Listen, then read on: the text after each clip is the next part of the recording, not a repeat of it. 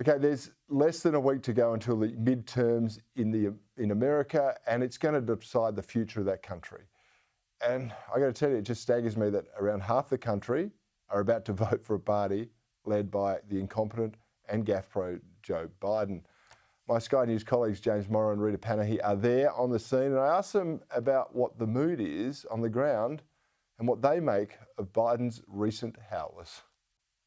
Hey Cory, we're in New Orleans, we're in the French Quarters, it's early, the crowds aren't out yet, but... But the election buzz, the midterm buzz, it's what everyone's talking about. We are stopped by people on the streets who see our camera and they hear we're talking about the midterms. All they want to do is talk about the midterms, what's happening, what they think's going to happen, and what they want to happen. And I'll tell you what, we've met an awful lot of people here, Cory, hoping for that red wave. Absolutely. We've been in blue parts of Florida, we've been in Republican heartland, and it's just amazing to see the different priorities of Democrat voters and Republican voters. It's like they live in two different countries, frankly. Well, it is like they live in two different countries, but you know, you do hear a lot of people saying that they want to bring the country back together, which is a positive thing. But the issues they care about, each side, they're just singing off a completely different playbook. You know, for conservative voters and people leaning that way, they're concerned about the economy, filling their car with petrol, you know, putting food on the table. Those on the left, they keep saying that they can care about, you know, abortion, women's rights, things like that. Systematic racism, systemic racism, the whole DEI playbook. So they have two different playbooks. We don't hear, even from the leftist voters, climate change. I haven't heard climate change once in this trip, which is astonishing given that Australians presume it's the #1 issue because our elections have been so dominated by that issue. But Rita, I mean, I think, you know, when you look at the economy here in the United States, which is absolutely doing its tough, they're saying it's not a recession. Sorry guys, it's a recession, you know, but putting that aside, the definitions, it just goes to show you, I think, Cory, that climate change is really a luxury issue. And when you're in a country like Australia that's been doing really, really well for a long, long time, you can afford to say, oh, you know, the climate and all of this, because, of course, you don't have real bread and butter things to worry about. But meanwhile, Rita, one really interesting thing is they have brought Joe Biden out of the basement to go out on the campaign trail. But of course, it wouldn't be Biden out on the stump without some big Biden whoppers. Have a look at this. Inflation is a worldwide problem right now because of a war in Iraq and the impact on oil and what Russia's doing. I mean, excuse me, the war in Ukraine. And thinking of Iraq because that's where my son died.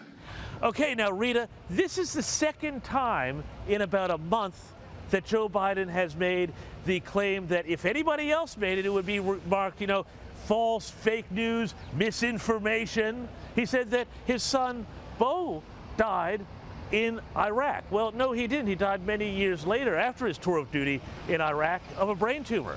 And the astonishing thing is here that the fact checks are, and let's be honest here, most fact checks are just activists trying to... Notice the fact checks only go one way. Yeah, they're not fact check. The fact that they call themselves fact check is fake news in itself. That's fake news.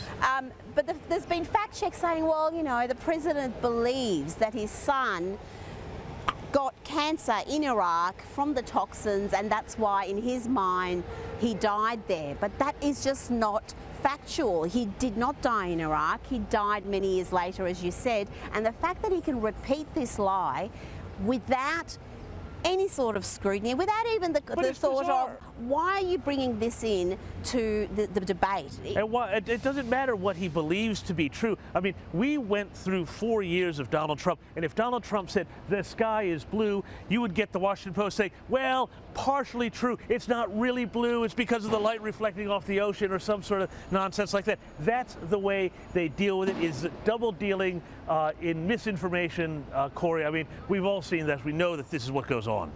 And it's not the first time that Biden has got away with telling verifiable lies. It happens pretty much daily.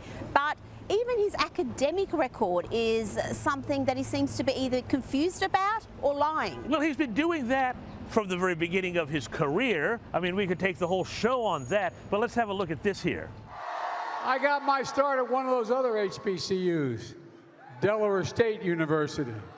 I became a full professor at the University of Pennsylvania. No. No. No. Wrong. Fake news. Fake news. On both counts, yes, they did make him a professor at Penn U. He never taught a class. I mean, why would you? No. He took about $900,000 in salary, but never actually taught. But he keeps telling people, I was a full professor. I spent a lot of time on campus with students. I mean, again, if Trump did something like that, it would be blown up.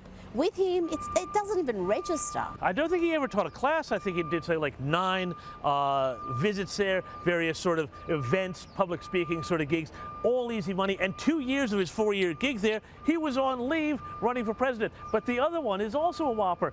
He said that he got his start at a historically black college university, Delaware State. Well, no, sorry. He went to the University of Delaware.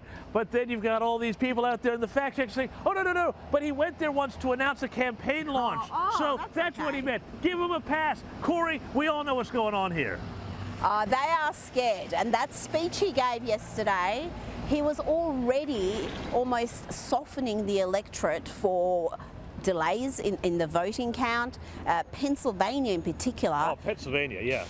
Watch out for Pennsylvania. But anyway, that's the news from here in the Big Easy, Cory. Those two are doing a better job than most of the mainstream media in America. So make sure you stay tuned to Sky for all their reports.